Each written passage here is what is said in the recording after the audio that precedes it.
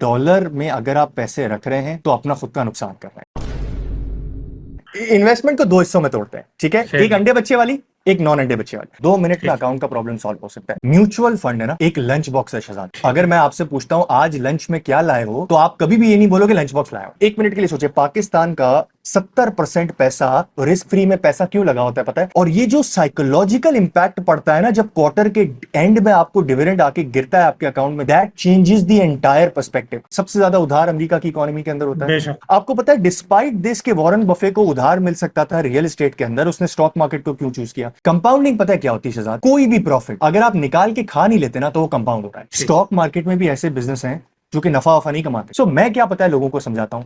जी, सबको मेरी तरफ से सलाम अर्ज है। आज हम बड़े एक इंटरेस्टिंग टॉपिक के साथ आए हैं और ये टॉपिक मेरे दिल के बड़ा करीब था। This has been my Achilles heel के इन्वेस्टिंग, खास तौर पे कि मुझे खैर से हम लोग फ्रीलांसर लोग हम डॉलर डॉलर तो कर लेते हैं, लेकिन उस डॉलर का करना क्या है इसके ऊपर अक्सर क्या कहते हैं इब्हाम रहता है और पता नहीं होता कि क्या किया जाए। तो मेरी आज से 2 साल पहले फुरकान से मुलाकात हुई थी। Furqan is the founder of invest car, और 2 साल पहले हमने कॉपी राइटिंग पे बात की थी और थोड़ी इन्वेस्टिंग पे टच अपॉन किया था। बट ओवर दीज इयर्स माशाल्लाह फुरकान ने इन्वेस्टिंग की दुनिया में बहुत जोर लगाया है और रिटेल इन्वेस्टर्स को ये एम्पावर करते आए हैं ओवर दीज इयर्स। और अब इनका जो एक्सपीरियंस माशाल्लाह है, हमने कहा उससे हम भी कुछ सीखें और आप तक भी वो पैगाम पहुंचाएं। तो वो मेरा अपना एकिलीज हील भी खैर से इससे उम्मीद है इम्प्रूव होगा। और बहुत सारे और फ्रीलांसर्स जो कि डॉलर्स में इन्वेस्ट कर इन सॉरी डॉलर्स में कमा रहे हैं, लेकिन उनको इन्वेस्टमेंट के वही घिसे पिटे ऑप्शंस हैं पाकिस्तान में। तो मेरे भी बहुत सारे सवाल हैं, लेकिन अभी हम स्टूडेंट्स को ऑन बोर्ड लेंगे, उनके भी होंगे और बाकी लोगों से भी इंशाल्लाह कुछ सवाल लेंगे। तो फुरकान, आपका बहुत शुक्रिया आने का। Thank you Shahzad, thank you for such nice introduction. जज़ाकल्लाह, यू डिजर्व इट खैर से। और फुरकान, तो अगर आपकी इजाजत हो तो मैं शुरू करूं। मेरे बहुत सारे सवाल हैं, मेरे को बिल्कुल 8-9 सवाल हैं बिल्कुल पर्सनल। बिल्कुल बिल्कुल, लेट्स जस्ट आप फायरिंग शुरू करें सर। जिंदाबाद।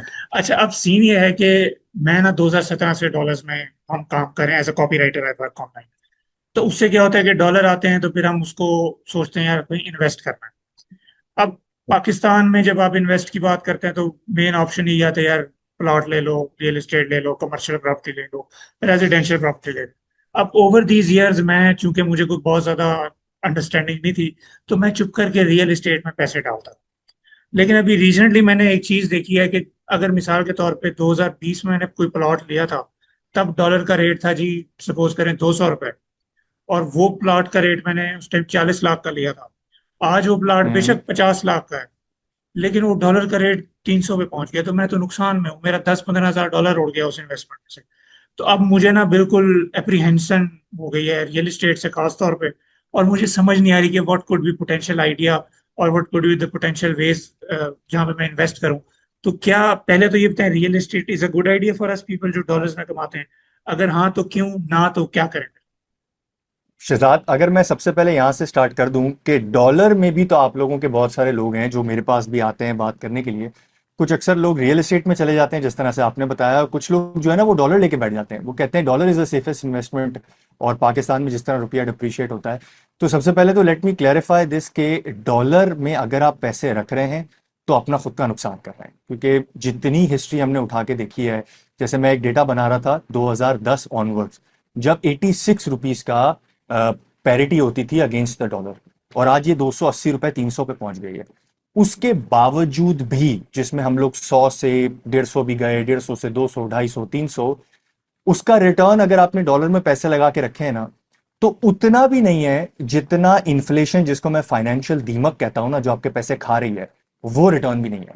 तो ऑल दो ये फ्रीलांसर्स को लगता बहुत ज्यादा है कि यार मैं अपने डॉलर के पैसे वहीं वॉलेट्स के अंदर रख देता हूं और वहीं रख लेता हूं, तो that's the worst deal possible. अब जहां तक रियल एस्टेट की बात आती है, रियल एस्टेट का रिटर्न अगर मैं 10-12 साल का उठा के देखूं, 15 साल का उठा के देखूं, तो ठीक है, बुरा नहीं है रिटर्न। कराची में, लाहौर में, इस्लामाबाद में it's all decent. But then again you also have to understand कि रियल एस्टेट की जो साइकिल्स है ना, वो रियल एस्टेट पाकिस्तान में चलता क्यों था? पाकिस्तान में रियल एस्टेट चलता इसलिए था क्योंकि पाकिस्तानियों को नंबर वन पहले तो समझ नहीं थी कि यार इन्वेस्टमेंट करनी कहाँ है, जो कि अब बहुत तेजी से चेंज होती जा रही है। मैं रियल एस्टेट वालों के भी जो ब्लॉग्स और वीलॉग सुनता हूँ ना, जो बहरिया टाउन, कराची और इस्लामाबाद और लाहौर वाले बना रहे होते हैं, तो वो भी एक ही बात कर रहे होते हैं कि यार अब जो बंदा है ना वो बहुत ज्यादा पढ़ा लिखा हो गया है, अब जरा सोच समझ के इन्वेस्ट करता है, रिटर्न करता है। सो आई थिंक एक फ्रीलांसर जो कि शुरू कर रहा है, जिसके पास पैसे कम है, I would not suggest in terms of कि आपको रियल एस्टेट में जाना चाहिए। सबसे पहले रिटर्न की बात कर लेते हैं, तो सबसे हाईएस्ट रिटर्न लास्ट 10 सालों का उठा के देखें, 20 सालों का उठा के देखें, 30 सालों का उठा के देखें, पूरी दुनिया में स्टॉक मार्केट की रही है, डिस्पाइट द फैक्ट कि रियल एस्टेट पे आपको डेट मिलता है, मोर्गेज मिलता है अगर आप घर बना रहे हो तो स्टॉक मार्केट का return is the best. Second number पे आता है गोल्ड का रिटर्न। ठीक है, पाकिस्तान में रुपया डिप्रिशिएट हुआ, दुनिया में गोल्ड ऊपर चला गया, सेकंड नंबर पे रिटर्न है गोल्ड का। थर्ड या फोर्थ नंबर पे आता है रियल एस्टेट और मनी मार्केट फंड्स वगैरह वगैरह। सो आई वुड सजेस्ट कि अगर आपके पास छोटा पैसा है ना शहजाद, तो स्टार्ट ऑफ शॉर्टली, छोटा छोटा पैसा आप स्टॉक मार्केट के अंदर, या फिर छोटा छोटा पैसा आप रियल एस्टेट उसके सॉरी गोल्ड के अंदर छोटा छोटा पैसा लगा के छोड़ते रहे। अगर 100 रुपए आपने लगाए होते 2010 के अंदर स्टॉक मार्केट के अंदर, तो वो अभी होते 9 गुना बढ़ गए होते, जबकि रियल एस्टेट के अंदर उठा के देखें तो 4 से 5 गुना हो गए। तो रिटर्न उसका भी कोई बहुत बुरा नहीं है, but it's not as close to the real business investing जिसके अंदर हम लोग स्टॉक मार्केट में इन्वेस्टमेंट करते हैं। So I would suggest you and everybody जो आपके ग्रुप में है, वॉच कर रहा है, कि भाई start of with stock market. अगर आप यंग हैं, that will help you a lot. थोड़ा सा डिवर्सिफिकेशन के लिए गोल्ड भी कर सकते हैं, बट उन सारी चीजों का मैं आपको जवाब दूंगा जैसे जैसे वी गो अहेड। अच्छा, यानी तो मेरा मेरे लिए ये टेक है कि while real estate is a good idea, उसके साइकिल्स होते हैं लॉन्गर रन में, अगर उसको देखा जाए तो वो अच्छा आपको दे जाता है रिटर्न। लेकिन at the same time it is a good idea to have a bit more diversity, क्योंकि ये डाइवर्सिटी यस वाली यस, चीज पे और भी मुझे जरूर गाइड कीजिएगा कि किस लेवल हाँ की मैं बताता हूँ, डाइवर्सिटी होनी चाहिए। मैं बताता हूं आपको। रियल एस्टेट के अंदर ना 3-4 सालों में चीजें बदल गई हैं। ठीक है, पहले होता यह था कि पाकिस्तान में अंधों की तरह खर्चा होता था और लोगों को प्लॉट की इन्वेस्टमेंट करनी होती थी, क्योंकि सारा का सारा जो ग्रे इकोनॉमी का पैसा है ना वो प्लॉट के अंदर जा रहा होता था। अब जरा प्रैक्टिकली देखें तो हम लोगों ने ग्रोथ भी अपनी रोक दी है और बहुत ही स्ट्रक्चरली ग्रोथ लेके चल रहे हैं कि यार डॉलर हमें जाया नहीं करना है। जो पाकिस्तान में डॉलर आएगा हम उतना ही खर्चा करेंगे, जिसको हम लोग करंट अकाउंट का डॉलर बैलेंस कहते हैं, यानी कितना डॉलर आया कितना डॉलर गया। तो रियल एस्टेट में जो नया इन्वेस्टमेंट है ना, नई जो नया पैसा आना है वैसे आना रुक गया है। और रियल एस्टेट की गेम में आपको ऑनेस्टली बताऊं, it's a game of passing the pillow. अगर आप प्लॉट लेके बैठते हैं शहजाद, तो उस वक्त आपका रिटर्न बनता है जब आपके पास कोई आके उससे महंगे दामों में वो प्लॉट लेके चला जाता है।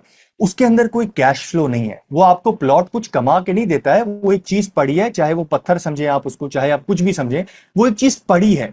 किसी को उस पत्थर की वैल्यू आपसे ज्यादा नजर आएगी तो वो लेके जाएगा, और यूजुअली उसी टाइम पे होता है जब पाकिस्तान के अंदर आग लगी हुई होती है, जब हम डॉलर जला रहे होते हैं। Stock market on the other hand, जिन चीजों से हमें नफरत है ना, हम कहते हैं यार ये सर्फ एक्सेल इतना महंगा क्यों हो गया, हम कहते हैं यार ये कोलगेट इतना महंगा क्यों हो गया, हम कहते हैं यार ये पैराडॉल इतनी महंगी क्यों हो गई, हम कहते हैं पेट्रोल इतना महंगा क्यों हो गया। ये सारा का सारा जो महंगा हो रहा है ना, ये इन कंपनीज के, अक्सर इसका जो पैसा है ना इन कंपनीज के जेब के अंदर जा रहा है, जिसके एक्चुअली आप इन्वेस्टर बन जाते हैं और उसके अंदर से एक शेयर ले लेते हैं।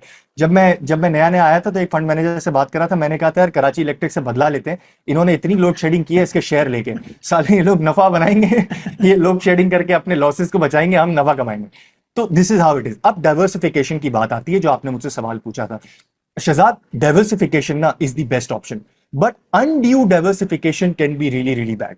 ठीक है, जैसे for example I am 35-36 right now. ठीक है, मेरे लिए the best asset class would be कि मैं ज्यादा रिस्क ले सकता हूं। मैं क्रिप्टो वाले रिस्क की बात नहीं कर रहा हूं, क्योंकि हमेशा याद रखिएगा, मैं एक पॉइंट यहां पे ऐड कर दूं, अगर जो चीज आप खरीद रहे हैं वो खुद अंडे बच्चे देती है ना, खुद अंडे बच्चे देती है, मतलब वो नफा कमाती है, डिविडेंड देती है, कैपिटल गेन्स कमाती है, प्रॉफिट को री इन्वेस्ट करती है, वो एसेट क्लास अंडे बच्चे देने वाला एसेट क्लास है। मतलब हालात बुरे होंगे अच्छे होंगे, वो अंडे बच्चे दे रहा होगा, चाहे वो आपको मिले या उसी बिजनेस में री इन्वेस्ट हो जाए। दूसरा एसेट क्लास होता है क्रिप्टो या प्लॉट या stuff like that. So I would suggest कि यार पूरी दुनिया के अंदर, पूरी पाकिस्तान के अंदर stock market has been the best asset class, क्योंकि वो अंडे बच्चे देता है, वो डिविडेंड भी आपको देके जाता है, वो कैपिटल गेन्स भी आपको देके जाता है। तो आई वुड सजेस्ट डाइवर्सिफिकेशन जरूर करें आप, बट ये रूल फॉलो करें 100 माइनस योर एज। अगर for example I am 35, 100 minus 35 is 65, 65% of my wealth should be going in to risky asset class जो अंडे बच्चे देती हो, और पाकिस्तान के अंदर क्या कहते हैं उसको, बगैर धोखा खाए, बगैर चमाट खाए, अगर कोई ऑप्शन अवेलेबल है ना जिसमें अगर खुदा ना खास्ता आपको कुछ हो भी जाता है तो स्टॉक्स आपके बच्चे के नाम पे ट्रांसफर हो जाते हैं गिफ्ट डीड के थ्रू, वो डायरेक्ट डिसेंडेंट्स को ट्रांसफर होते हैं, वो स्टॉक्स का ही मेरे पास ऑप्शन नजर आता है। So to answer your question, over diversification नहीं करनी है। 50% ठीक। Should be in the risky asset class, 20-25% can be in gold, I suggest 10-15%, and rest आप रियल एस्टेट में ले जाए अगर बहुत ज्यादा पैसा है तो, वरना इमरजेंसी फंड पे फोकस करें। बेहतरीन बेहतरीन। अभी आपने बड़ा अच्छा किया कि मुझे ना उसमें नंबर्स के हिसाब से बता दिया है कि 100 माइनस योर एज, और उस हिसाब से आप करें। क्योंकि अभी तक तो अपन ने सब एक ही जगह पे कर दिया हुआ है। हालांकि हम बचपन से सुनते आए हैं कि जी आप अपने जी don't put all of your eggs in a single basket, लेकिन हमने वही किया है। खैर, अच्छा, इससे आपने स्टॉक्स का जिक्र किया, तो मुझे ना बड़ा ये एक ना फॉरेन कॉन्सेप्ट लगता है, और एक, क्योंकि शायद पता नहीं वो हमने उसको एक्सप्लोर भी नहीं एक तो किया, उस तरह से हमें एजुकेट भी नहीं किया गया। और तो उस बारे में मुझे बताएं कि स्टॉक्स का क्या सीन है, कि वो पाकिस्तान से करना आसान है? मैंने तो यही अब सुना है कि मैं जी वो पहले फलां बताऊं। ने किया था, उसका ये हो गया, फलां ने किया था, उसके इतने हाँ, पैसे डूब गए। तो ये प्लीज गाइड करें। मैं एक काम करता हूं, पहले बताता हूं कि हम लोग क्यों रियल एस्टेट के पीछे आज तक भागते आए हैं, और फिर हाँ। मैं आपको एक ऐसी टेक्निक दूंगा जिसमें आपका कॉन्फिडेंस अगले 3 से 6 महीने के अंदर स्टॉक मार्केट के अंदर आ जाएगा। ये मेरी गारंटी है, वरना ही मेरा गिरबान पकड़ लीजिएगा आप, ठीक ओह। है। सबसे पहले तो हम लोग जो है ना वो रियल एस्टेट, पता है क्या है, ये हमारे अब्बाओं की इन्वेस्टमेंट है, ठीक है। हमारे अब्बा ने देखा कि यार बेटा देखो, ये कॉर्नर का प्लॉट था ना, ये इस बंदे ने इतने टाइम पे इतने का लिया था, और आज देखो उसकी वैल्यू कितनी है। क्योंकि उस टाइम पे ना हमारे पास इतनी नॉलेज नहीं होती थी, हम दुनिया से कनेक्टेड नहीं होते थे।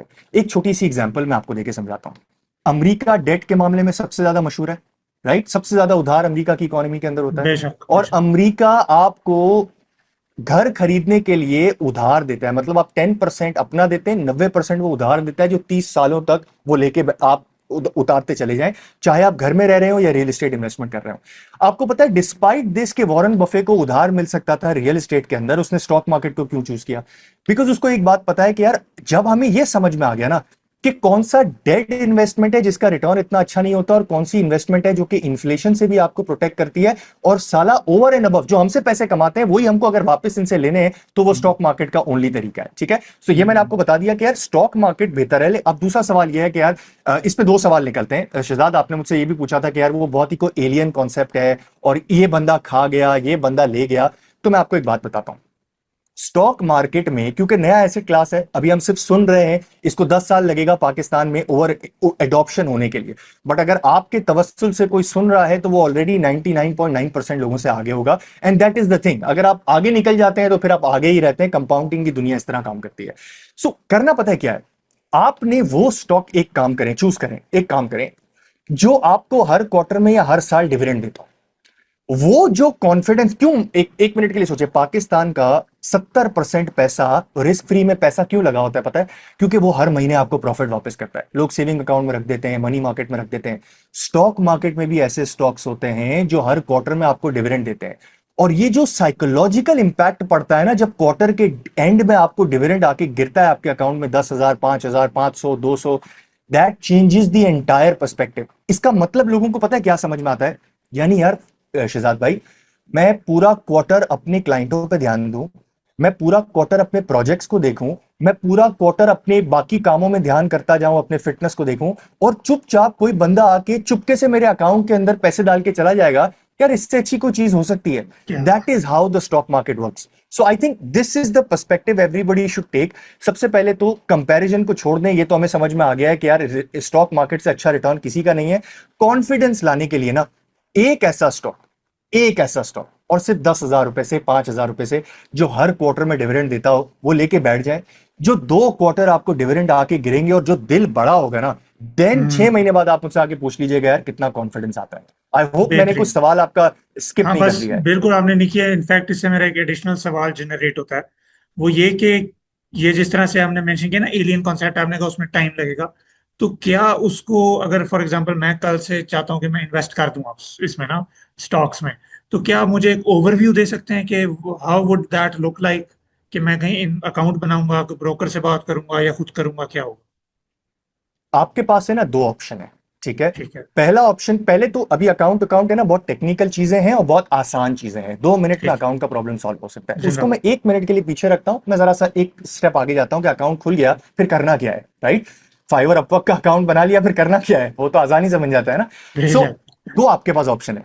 पहला ऑप्शन ये है कि यार आप खुद करना चाहते हैं, या आप एक एक्सपर्ट इंस्टीट्यूशन को, which is a mutual fund, उसको पैसे देना चाहते हैं, ठीक है, मतलब आप खुद अपने बिजनेस पे ध्यान देना चाहते हैं और पैसिवली इन्वेस्ट करना चाहते हैं या एक्टिवली इन्वेस्ट करना चाहते हैं। एक्टिवली इन्वेस्ट करने के लिए ना शहजाद भाई, जिस तरह आपसे लोग कॉपी राइटिंग आके सीखते हैं ना, स्टॉक मार्केट भी सीखनी पड़ती है, आसान नहीं होती और हफ्ते के ठीक 3-4 घंटे इसमें लग जाते हैं।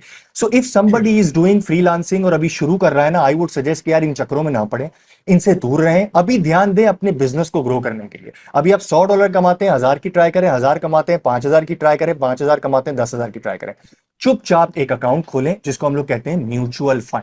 म्यूचुअल फंड हम्म। क्या होते हैं और कितने सेफ होते हैं, इस तरह से मैं एग्जांपल देके बताता हूं। पाकिस्तान के अंदर 90% जितने बैंक्स हैं ना, उन सब की एसेट मैनेजमेंट कंपनी या म्यूचुअल फंड है। स्टैंडर्ड ठीक। चार्टर्ड, सुनहरी, अल बरका और इन सबको, 2-3 छोटे छोटे बैंक्स को छोड़ के ना, की एसेट मैनेजमेंट कंपनी है। यानी कि अगर आप उनको बैंक अकाउंट में सेफ समझते हैं ना, उनके पास अकाउंट खोलना, तो उनकी म्यूचुअल फंड्स को भी आप सेफ समझें। ठीक है, नंबर वन, इसका अकाउंट खोलने के लिए ना आपको 3 चीजें चाहिए। सबसे पहले, अगर आप 10 लाख रुपए से कम कम की इन्वेस्टमेंट करना चाहते हैं, आपका एनआईसी, आपका ईमेल एड्रेस और आपका डेट ऑफ बर्थ, एंड चौथा आपका बैंक अकाउंट नंबर। आपको कोई इनकम प्रूफ देने की जरूरत नहीं है, बिकॉज बहुत सारे फ्रीलांसर्स यहीं फंस जाते थे कि यार इनकम प्रूफ कहां से लाके दें। फाइवर का सर्टिफिकेट दें, अपवर्क का सर्टिफिकेट दें, डायरेक्ट क्लाइंट है उसका सर्टिफिकेट दें। आपने 10 लाख रुपए तक की इन्वेस्टमेंट करने के लिए कुछ नहीं देना है। अपने पसंद के बैंक अकाउंट, बैंक के अंदर जिस पे आपको बिलीफ है, उसकी वेबसाइट पे जाएं। उसका भी टेक्निक देता हूं। लेट्स से आपका अकाउंट है यूबीएल बैंक में। अब आप क्या ठीक है। करेंगे बताएं, यूबीएल के आगे लिखें एसेट मैनेजमेंट कंपनी। एचबीएल में अकाउंट है, एचबीएल के आगे लिखें asset management company, HBL asset management. MCB में अकाउंट है, एमसीबी एसेट मैनेजमेंट। एबीएल में अकाउंट है, एबीएल एसेट अल्फा।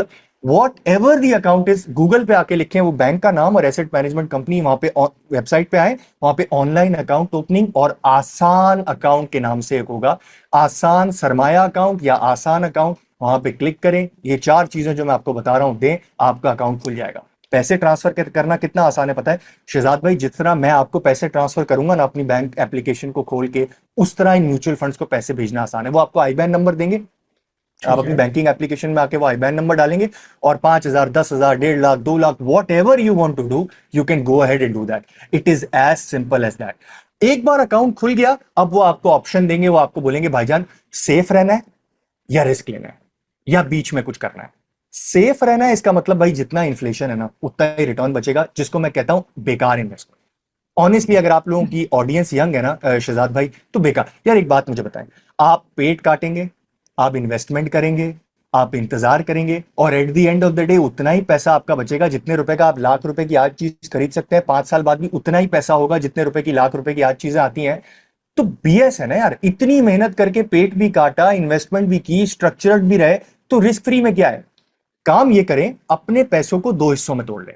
पहला भाई 6 महीने, क्योंकि फ्रीलांसर्स के लिए खासतौर पे बहुत इंपॉर्टेंट है कि यार आपका प्रोजेक्ट का कैश फ्लो कंसर्न आपको होता है ना, कि कभी पहले पहले महीने के पहले दिन पैसे आ गए, कभी 3-3 महीने तक पैसे नहीं आ रहे जब तक प्रोजेक्ट पूरा नहीं हो रहा है। तो 6 महीने का जो आपका मंथली एक्सपेंस है ना, उसको रिस्क फ्री में डाल दें, ताकि जब आपको जरूरत है आप उसको इस्तेमाल कर सके कि यार पैसे नहीं आ रहे, अब घर को चलाना तो है ना। और हम्म। दूसरा जो कि इंक्रीमेंटल सेविंग है, जिसको आप नहीं देखना चाहते, आपको आइडियली नहीं देखना चाहिए, उसको रिस्की एसेट क्लास यानी स्टॉक्स में डालते हैं। म्यूचुअल फंड अपने हिसाब से बेस्ट स्टॉक सेलेक्ट करेगा, फीस लेगा उसकी, और हम पाकिस्तानियों को और फ्रीलांसर्स को खास तौर पे फीस देने का कोई प्रॉब्लम नहीं है, अगर वैल्यू मिलती है तो। वैल्यू क्या है, बेशक। आपके 8-10 घंटे वीक के बच गए। सो अगर आप ये स्टॉक मार्केट में पैसे डाल दें, वो अपने हिसाब से इन्वेस्टमेंट करते रहेंगे, और फिर मैं आपके साथ एक आर्टिकल शेयर करूंगा थोड़ी देर के बाद, and you will start to see कि यार क्या रिटर्न बनता है, but that is the entire procedure. बेहतरीन बेहतरीन हो गया। अच्छा, इसमें आपने इसका जिक्र किया है म्यूचुअल फंड्स का। इसी तरह का एक और टर्म मैंने बहुत सुनी है, मनी मार्केट फंड। मेरे कुछ हाँ, सीनियर्स थे जो माशाल्लाह अच्छे फ्रीलांसर्स हैं मेरे से ज्यादा, तो उन्होंने मुझे तकरीबन साल पहले एडवाइस किया था, हमजा भाई ने, कि तुम शहजाद मनी मार्केट फंड में इन्वेस्ट करो, ये बहुत अच्छी चीज होती है, बड़ी प्यारी चीज होती है। तो इससे मैंने इन्वेस्ट उसमें नहीं मैं किया, समझा। क्योंकि मुझे उसमें कुछ क्या कहना चाहिए, रिलीजियसली मुझे उसकी समझ नहीं आ रही थी। तो मैं उस पर भी आऊंगा। पहले मुझे ये जरा एक्सप्लेन कर दीजिए कि ये मनी मार्केट फंड में और म्यूचुअल फंड ये क्या फर्क होता है।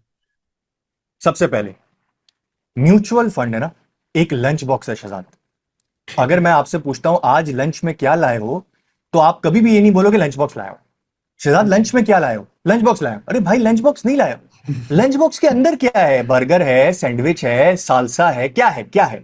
वो ठीक क्या ठीक। है ना, is money market, asset allocation, balance, stock market fund, pension fund. ठीक mutual fund is the lunch box, ठीक है। आई तो जो सी। आपको वो समझा रहे थे, वो पता है क्या कह रहे थे, वो आपको कह रहे थे आप म्यूचुअल फंड में अकाउंट खोलो और खोलने के बाद मनी मार्केट फंड ले लो।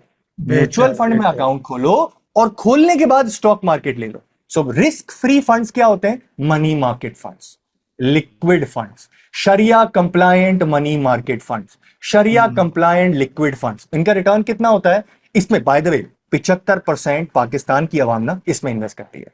उसका जब डिटेल में अगर हम जाना चाहें तो मैं आपको रीजन दे सकता हूं क्यों करती है, बट 75% आवाम यहां इन्वेस्ट करती है।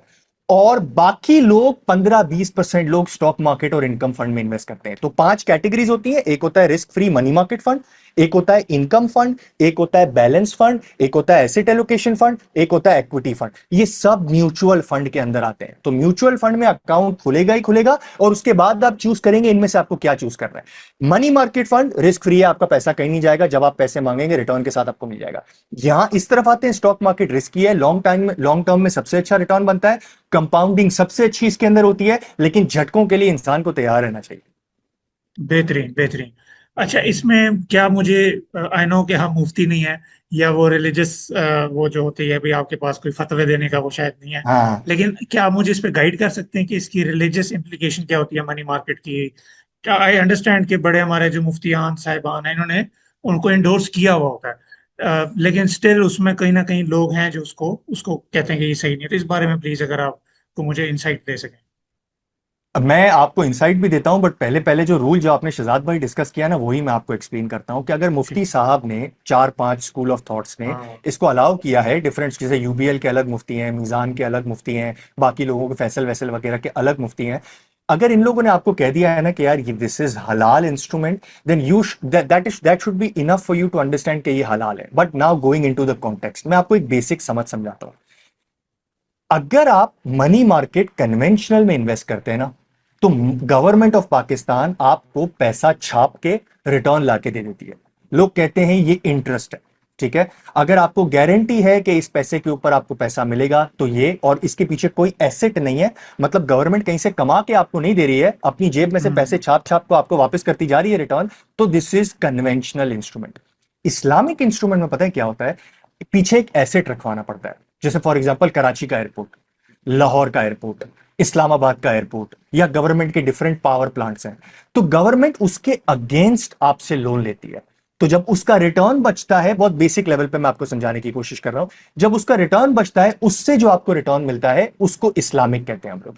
सो Islamic is always asset back. आप इस्लामिक में गाड़ी लेने के लिए जाएंगे ना, तो इस्लामिक वाला आपके बिहाफ पे गाड़ी खरीदेगा, अपने नाम पे रखेगा और आपको चलाने के लिए देगा। आप जब उसका पैसा देंगे तो वो रेंट होगा गाड़ी का, ठीक है।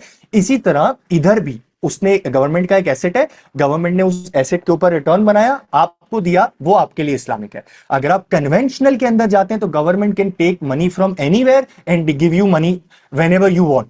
सो this is the prime difference. इसके अंदर अब जितनी डिटेल में जा सकते हैं, हम जाना चाहें हम जा सकते हैं, बहुत सारे कमेंट्स यूट्यूब पे भी आपको मिल जाएंगे।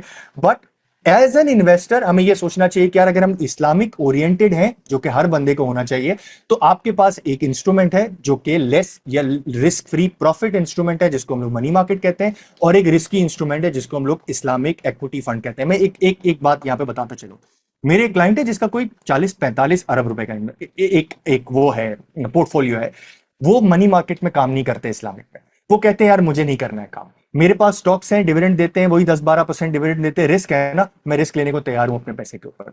तो इस्लामिक या नॉन इस्लामिक पे तो एक क्लियर कट डिस्टिंक्शन है, बट आप कितने इस्लामिक हैं वो अपने हिसाब से आप डिसाइड कर सकते हैं। आपको लगता है नहीं यार प्रॉफिट और इंटरेस्ट सब सेम है, ये मुफ्ती साहिबान जो भी कह रहे हैं मुझे नहीं करना है, तो आपके पास भाई डायरेक्ट बिजनेसेस में इन्वेस्टमेंट करने के अलावा ऑप्शन है ही नहीं। आपके पास रियल ठीक है। एस्टेट रह जाता है या डायरेक्ट बिजनेस रह जाता है, जिसके अंदर आप डायरेक्ट स्टॉक मार्केट में कम रिस्की स्टॉक्स ले सकते हैं जो हर क्वार्टर में डिविडेंड दे दें। और अगर आप थोड़े से इस तरफ लीन करते हैं कि नहीं मुफ्ती साहब ने अगर मुझे बता दिया है तो मेरे लिए ओके है, गुना उनके ऊपर है, तो फिर आपके लिए सारे इंस्ट्रूमेंट्स ओके हैं। बेहतरीन बेहतरीन, इससे मेरे काफी डाउट्स क्लियर हो गए। स्पेशली ये चीज के भाई, अगर अगर आपने अपने आप को बेनिफिट द डाउट देना है कि यार मैं बिल्कुल रिस्क ना लूं, बिल्कुल इंश्योर कर लूं, तो मैं स्टॉक्स की तरफ चला जाऊं, और वो वैसे भी ज्यादा रिटर्न देता है, और तो जाहिर है वो उसमें फिर रिटर्न भी रिस्क का ज्यादा एलिमेंट। देता है, हाँ। बिल्कुल। रिस्क एलिमेंट भी है, रिटर्न ज्यादा खैर। देता है, और इस्लाम में तो फिर हम कहते हैं ना यार, बिजनेस के अंदर तो रिस्क है ना, हम अपना बिजनेस हाँ, करें या किसी का बिजनेस भी करें, रिस्क तो है ना, रिस्क के बेशक। ऊपर नफा बन रहा है, तभी तो हम उसको कहते हैं कि इट्स हाँ, शरिया। बिल्कुल, तभी तो वो हलाल हो रहा है, खैर से। हाँ। अच्छा, अब मुझे मैं ना बचपन से तो नहीं, खैर, जब से समझ आई है ये चीजों की, तो वो हम देखते हैं जी, वॉरेन बफे ने पैसे डालता रहा, पैसे S&P 500 में या जिसमें भी, कि जो भी अमेरिका की टॉप 500 कंपनीज है उनका जो ग्रुप बनता है, उसके ऊपर आप अगर उनके स्टॉक्स लेते रहो, वो इक्वली डिवाइड हो जाते हैं, और उसमें आप इन्वेस्ट करते रहो, हर महीने $500 डालते रहो, $100, $200, तो वो 10 साल बाद आप मिलियनर, कंपाउंडिंग होगी, मिलियनर बन जाओगे। क्या सर ये पाकिस्तानी मार्केट, स्टॉक मार्केट में भी ऐसा होता है, या साइज ही बहुत कम हर जगह होता है, इसको हम है? लोग ऐसी। कहते हैं कंपाउंडिंग। हाँ। Compounding is a world law. Pakistan irrespective law है, बांग्लादेश, नाइजीरिया, अफगानिस्तान, ये इररिस्पेक्टिव लॉ है। कंपाउंडिंग का पहले मैं आपको लॉजिक देता हूं, और फिर मैं आपको ये जो जो लोग कर रहे होते हैं ना पाकिस्तान में कैसे करते हैं, मैं आपको एग्जांपल देके समझाता हूं। कंपाउंडिंग पता है क्या होती है शहजाद? कोई भी प्रॉफिट अगर आप निकाल के खा नहीं लेते ना, तो वो कंपाउंड होता है। 100 रुपए आपने किसी जगह पे लगाए, 10 रुपए का नफा बना, अब अगले साल की इन्वेस्टमेंट कितनी हो गई? 110। अब ये कंपाउंड हो रहा है, अगले बिल्कुल। साल 121 रुपए का नफा बनेगा, 11 रुपए का नफा आएगा, इन्वेस्टमेंट कितनी हो गई? 121। ये हर जगह काम करता है, हर जगह। ठीक। गोल्ड में भी काम करता है, रियल एस्टेट में भी काम करता है, स्टॉक मार्केट में भी काम करता है। This is basic concept of compounding.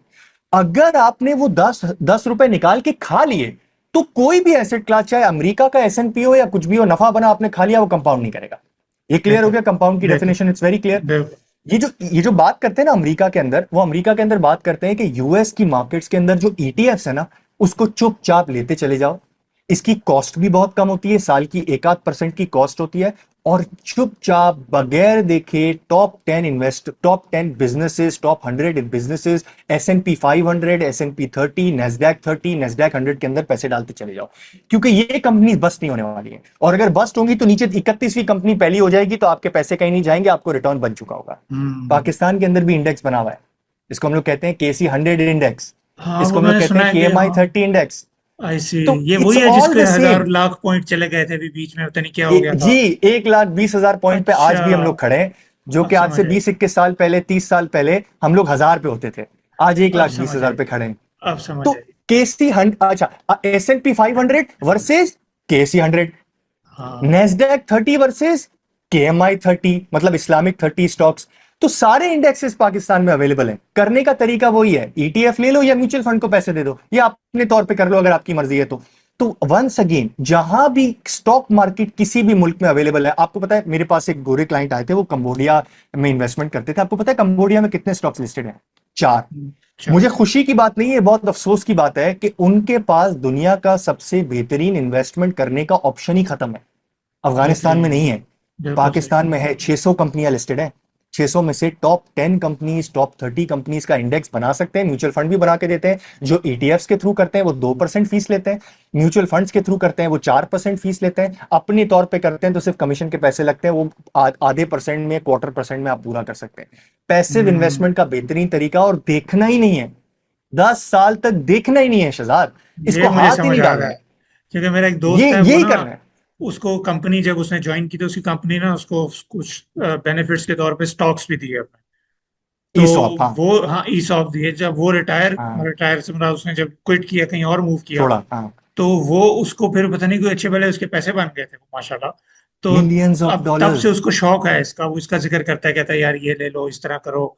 तो हमारे पूरे ग्रुप में, दोस्तों में, वही एक बंदा है जो ये करता रहता है, लेकिन वो गलत जगह भी फंसता है इस इन चक्करों में। तो गलत जगह की भी थोड़ी बात मुझे समझा दें, कि अब जिस तरह वही क्रिप्टो से मुझे डर लगता है, कि मैंने एक दौर सही। में $200, मुझे याद है मेरे दोस्त की शादी थी, तो एक और दोस्त आया हुआ था, वो उसको अंडरस्टैंडिंग थी। मैंने वो बता रहा था जी, मैंने ये इन्वेस्ट किया, बिटकॉइन ले लिया, फला। मैंने कहा यार मेरे भी कर ले। कहता चल अभी अभी बैठ, अभी करते हैं। खैर उसी टाइम मैंने कहा ज्यादा तो नहीं, ये लो $200 है, इनको जो खेलना है कहीं भी लगाना है। उसने को पता नहीं बेचारे ने, वो शीबा इनू, फ्लोकी इनू, वो इस तरह के मीम कॉइन ले दिए मुझे। और मैं भी उसको इंडोर्स कर रहा था, उसको बेचारे का कसूर नहीं है, मेरा भी है। तो अब वो, खैर, पिछले दफा मैंने देखा तो वो $40 पड़े थे बेचारे।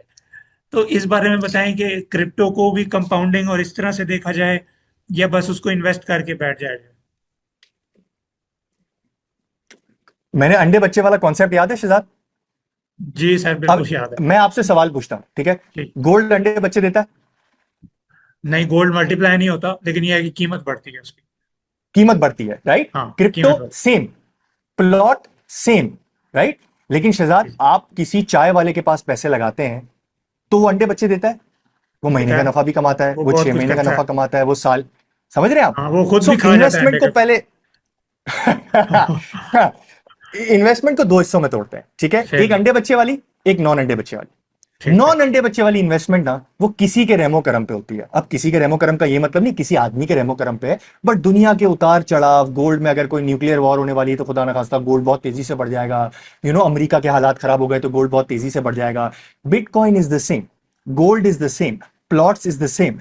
जो रियल बिजनेसेस होते हैं ना, वो अंडे बच्चे देते हैं, इसलिए वो थोड़े से सेफ होते हैं। अब मैं आपको हम्म। प्रॉब्लम बताता हूं, फिर मैं आपको इस पे क्रिप्टो पे भी लेके आता हूं। ठीक। स्टॉक मार्केट में भी ऐसे बिजनेस हैं जो कि नफा वफा नहीं कमाते, ऊपर ऊपर जा रहे होते हैं। Shiba Inu of stock market of Pakistan आज भी आपको मिलेंगे। ना बिल्कुल। सर है, ना पैर है, रोज ताले लगते जाते हैं। एकदम से एक इंडिविजुअल्स को याद आता है कि यार ये तो 10 रुपए की चीज 100 रुपए की हुई, ले लेते हैं, 1000 रुपए की हो जाएगी। और वो उसका आखिरी बॉटम होता है, टॉप होता है, क्या कहते हैं उसको, उससे ऊपर फिर नहीं जाना होता है इसको। सो मैं क्या पता है लोगों को समझाता हूं, जिस तरह हमने अभी वॉरेन बफे वाली बात की ना, S&P 500, KMI 30 index, KC 100 index. Pakistan में 600 स्टॉक हैं, 100 तो टॉप के खराब नहीं होंगे ना, और उसमें भी 2-2 3-3% लगे तो सब तो खराब नहीं होंगे ना। बिल्कुल, सो बड़ी दिस इज अच्छी हाउ यू कंपनी से। इन्वेस्ट। हाँ, तो स्टॉक मार्केट में अपने को भी, हमें हमें स्टॉक मार्केट में ये काम नहीं करना है कि एक स्टॉक लेके बैठ जाए। और जहां तक आपने क्रिप्टो की बात की, crypto is an asset class. अगर आपके पास अपॉर्चुनिटी है ना, तो हम्म। 5-7% एसेट क्लासेस के अंदर, ऐसे एसेट क्लासेस के अंदर पैसे होने चाहिए जहां पे अंडे बच्चे वाला रूल भले ट्रू ना हो, लेकिन हाँ। कुछ पैसे डाइवर्सिफिकेशन के लिए पड़े हों। मतलब स्टॉक बेशक। मार्केट कहीं भी हो जाए, क्रिप्टो का तो कोई ताल्लुक नहीं है ना, स्टॉक मार्केट का गोल्ड से भी कोई ताल्लुक नहीं है। इसको हम लोग रियल डाइवर्सिफिकेशन कहते हैं।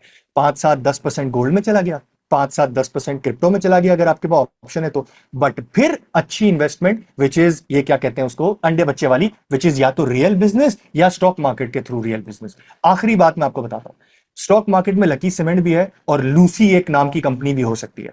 बेशक। लूसी कंपनी में इन्वेस्टमेंट नहीं करना है, लकी सीमेंट टाइप की कंपनी में इन्वेस्टमेंट करना है। आप ठीक। कहीं भी इन्वेस्टमेंट करें शहजाद, बिटकॉइन में कर लें, इथेरियम में कर लें, टॉप 2-3 कॉइन्स के अंदर कर लें, उसका रिटर्न यूजुअली कम होता है। इन शिबा इनू की तरह double double triple triple return नहीं बेशक। होता है, बेशक। बट वो डूबते भी ऐसे ही है। सो हर एसेट क्लास में टॉप एसेट क्लास को चूज करना है, क्योंकि हमारे पास लंबा टाइम है। जो बंदा मरने वाला हो ना, 79 ईयर्स का, 80 ईयर्स का है, वो कर ले शिबा इनू में, बिकॉज बेचारे के पास है ही साल। उसने कमाना सही भी बात। इसी साल में, रिटर्न भी इसी साल में कमाना, खर्च भी इसी साल करना है। अब सही हमारे बात। पास अगर 20-25 साल है तो बेस्ट ऑफ द बेस्ट क्यों ना चूज करें हम लोग। तो दिस इज द बेशक। Rule to choose any asset class. बेहतरीन हो गया। जी, आप में से किसी के कोई भी सवाल है तो प्लीज हैंड रेस कीजिएगा, और मैं आपको माइक पे ले लूंगा और आप माइक पे पूछ लेंगे। अगर आपने चैट पे पूछना है तो आप वैसे चैट पे भी पूछ सकते हैं। ठीक है रिजवान जी। भाई, इस पे हमने बात की है कि कैसे स्टॉक इन्वेस्टमेंट शुरू करते हैं, बट ब्रॉडली अगर मैं वापस से समझाऊं ना, तो स्टॉक मार्केट इन्वेस्टमेंट करने के दो तरीके हैं। पहला तरीका यह है कि आप डायरेक्ट इन्वेस्टमेंट करें अपने तौर पे, अपने हाथ से। दूसरा कि यार आप म्यूचुअल फंड्स के थ्रू इन्वेस्टमेंट करें। अगर आप लोग इनकम पे फोकस करते हैं, यानी कि आपके पास टाइम कम है, हफ्ते के 4-6 घंटे नहीं दे सकते, जो कि मुझे नहीं लगता कि कोई आम आदमी दे सकता है, तो म्यूचुअल फंड्स में अकाउंट खोलें। और मैंने अभी शहजाद भाई को एक ट्रिक बताई है, मैं यहां पे आपको फिर वो ट्रिक बता देता हूं। जिस भी बैंक में आपका अकाउंट है ना, उस पे आपका कॉन्फिडेंस है, गूगल पे आए, उस बैंक का नाम लिखें और उसके आगे लिखें एसेट मैनेजमेंट कंपनी। आपका हबीब बैंक में अकाउंट है, लिखें HBL asset management company. UBL में अकाउंट है, लिखें UBL एसेट मैनेजमेंट कंपनी। उसकी वेबसाइट पे आ गया, वहां पे ऑनलाइन अकाउंट ओपन कर सकते हैं आप, और बगैर कोई इनकम प्रूफ दिए, सिर्फ आपके NIC और बैंक अकाउंट के ऊपर आप अप टू 10 लाख रुपए की इन्वेस्टमेंट म्यूचुअल फंड में कर सकते हैं। म्यूचुअल फंड में अकाउंट खुल गया, अब वो आपको 5 ऑप्शन देंगे। वो कहेंगे यार रिस्क फ्री में जाना है या मोस्ट रिस्की में जाना है, और बीच में छोटे छोटे छोटे छोटे ऑप्शन होते हैं। अगर आपको रिस्क फ्री करना है तो मनी मार्केट फंड कहते हैं, थोड़ा सा रिस्क लेना है तो इनकम फंड कहते हैं, थोड़ा सा उससे ज्यादा रिस्क लेना है तो बैलेंस फंड कहते हैं, जिसमें स्टॉक मार्केट और रिस्क फ्री दोनों शामिल होते हैं। उससे ज्यादा रिस्क लेना है तो एसेट एलोकेशन फंड होते हैं, और आखिरी में होता है स्टॉक मार्केट। सबसे ज्यादा रिस्क, सबसे ज्यादा रिटर्न। बट रिस्क को हम लोग काबू कैसे करते हैं? रिस्क के ऊपर एक तड़का छिड़क देते हैं, नमक छिड़क देते हैं, जिसको हम लोग कहते हैं वक्त का। रिस्क है ना, वो टाइम बाउंड होता है, ठीक है। अगर रिस्क आपका, अगर आपने रिस्क ले, आपने रिस्क लिया, वो टाइम पे डिपेंड करता है आपने कितना रिस्क लिया। अगर आप एक दिन के लिए स्टॉक मार्केट में आएंगे तो आपने दुनिया का सबसे बड़ा रिस्की काम किया। आप 1 साल के लिए आएंगे तो उससे कम रिस्की काम किया। 10 साल के लिए आएंगे तो ना होने के बराबर रिस्की काम लिया, क्या किया, और रिटर्न कमाने के लिए बेहतरीन काम किया। तो this is the actual journey जिसको लेके आप स्टॉक मार्केट में इन्वेस्टमेंट शुरू कर सकते हैं। How can we open an account in Pakistan stock exchange? Pakistan stock exchange is like a regulator. Can you open an account at state bank? नहीं, state bank में अकाउंट नहीं खोल सकते। स्टेट बैंक, हमें बैंक अकाउंट खोलना है तो हम लोग खोलते हैं अकाउंट बैंक्स के अंदर। इसी तरह पाकिस्तान स्टॉक एक्सचेंज में आप अकाउंट नहीं खोल सकते, आप खोल सकते हैं ब्रोकर्स के पास अकाउंट। गूगल पे लिखें टॉप 10 ब्रोकर्स ऑफ पाकिस्तान, ये वो टॉप 10 ब्रोकर्स हैं जिनके पास आप जाके अकाउंट खोल सकते हैं। Rules are the same. 10 lakh 8 lakh रुपए से कम इन्वेस्टमेंट करनी है, सिर्फ एनआईसी और बैंक अकाउंट पे अकाउंट खुल जाएगा। अगर 10 लाख रुपए 8 लाख रुपए से ज्यादा इन्वेस्टमेंट करनी है तो आपको प्रूफ ऑफ इनकम देनी पड़ सकती है, पड़ेगी, पड़ सकती नहीं है, पड़ेगी। और वो आपको फिर आपके फाइवर का जो भी होता है वो आपको दिखाना पड़ेगा, अपवर्क का जो भी होता है दिखाना पड़ेगा, डायरेक्ट क्लाइंट है जो क्रेडिट करता है, कोई कॉन्ट्रैक्ट है वो आपको दिखाना पड़ेगा। तो 10 लाख रुपए तक it's very easy to do. 10 lakh के बाद थोड़ी सी पंचायत होती है, but I think that's also easy to do because इतने सारे फ्रीलांसर्स के अब अकाउंट खुल रहे हैं कि ब्रोकर्स ने अपना प्रोसेस स्ट्रीमलाइन कर लिया है। अच्छा, अगला इनका सवाल है कि जी अब एक बंदा जो बिल्कुल कंप्लीट बिगिनर है, जो भी म्यूचुअल फंड और ये चीजों को समझ रहा है, तो वो बंदा कितना इन्वेस्ट करे? जिस तरह मैं भी थोड़ा, चलो मुझे इनकी टर्म्स का अंदाजा है, लेकिन मैं भी कोई एडवांस तो नहीं समझता खुद को, तो मैं कितने से नींद शुरू करूं? टेस्ट, जस्ट मैं डरूं शहजाद भाई, नींद टेस्ट। देखो मुझे नहीं पता आप 10 करोड़ रुपए की असामी है या 10 लाख रुपए की असामी है, ठीक है? नहीं। तो मैं सिंपल सिंपल सजेस्ट क्या करता हूं, जब तक नींद आती है ना तब तक कर लें। स्टार्ट ऑफ विद 5,000 रुपए और बढ़ाते चले जाएं। 5,000 रुपए, फिर 10,000 रुपए कर लें। नींद आ रही है, हाँ भाई 10,000 रुपए से क्या फर्क पड़ता है? 20,000, 30,000, 40,000, 50,000, लाख, 10 लाख रुपए की असामी है, लाख पे पहुंचेंगे आप बोलेंगे घबराहट होना शुरू होगी, बस। अब फिर 3 महीने आपको वेट करना है। आपको 3 महीने अब कुछ नहीं करना है। अब आपने देखना है कि यार आपको नींद आती है सही से, आपको कोई बार बार चेक करने की जरूरत तो नहीं पड़ रही है। आहिस्ता आहिस्ता ना, with in 1 year, because it's a journey. मैं कॉपी राइटिंग आपके पास शहजाद भाई सीखने आऊंगा तो पहले दिन तो नहीं सीख सकता। तो इट्स अ जर्नी, राइट? पहले गलती करूंगा, फिर गलती करूंगा, फिर गलती करूंगा। यहाँ गलतियां नहीं होती हैं, बस यहाँ रिटर्न ऊपर नीचे होते हैं। अगर स्टॉक मार्केट में इन्वेस्ट कर रहे हैं तो आप मनी मार्केट में कर रहे हैं तो रिटर्न भी ऊपर नीचे नहीं होते, सीधा सीधा चलता रहता है। तो this is a test that I have devised and it has worked with a lot of people. तो मुझे लगता है ये आपके लिए काम करेगा। बेहतरीन, वेरी गुड आइडिया। अच्छा, ये पूछ रहे हैं अमार कि क्या गोल्ड में इन्वेस्ट करना विदाउट फिजिकली होल्डिंग इट या possessing it, I mean just like stock, crypto trade में जी, जिस तरह कर आप सकते हैं। गोल्ड सर्विसेज, उसका क्या तरीका होगा? उसका तरीका ये होता है, आपके पास दो ऑप्शन है। एक तो है पीमेक्स, जिसके ऊपर आप फिजिकल गोल्ड खरीद सकते हैं। जैसे अभी एग्जांपल देता हूं, स्टेट बैंक को बैंकों को कौन रेगुलेट करता है? State bank. ब्रोकर्स को कौन रेगुलेट करता है? Stock exchange. इसी तरह कमोडिटीज को कौन रेगुलेट करता है? Pakistan mercantile exchange. यहां भी ब्रोकर्स होते हैं, इनके पास आप अकाउंट खोलते हैं, वो आपको MT5 के ऊपर एक यूजर आईडी पासवर्ड बना के देते हैं। वहां पे फिजिकल गोल्ड को आप परचेज कर सकते हैं, ठीक है? फिजिकल गोल्ड उनके पास पड़ा होता है, आपके पास नहीं पड़ा होता है, और इस्लामिक होता है। फिजिकल गोल्ड जैसे ही आप खरीदते हैं, लाख सवा लाख की एंट्री होती है उसके अंदर, वो आप छोटा पीस नहीं खरीद सकते, बिकॉज आपको एक स्पेसिफिक ग्रामेज खरीदना होता है। आपने खरीद लिया, वो अपने पास रखेंगे, जब आपको बेचना हो आप बेच दें, that's perfectly fine.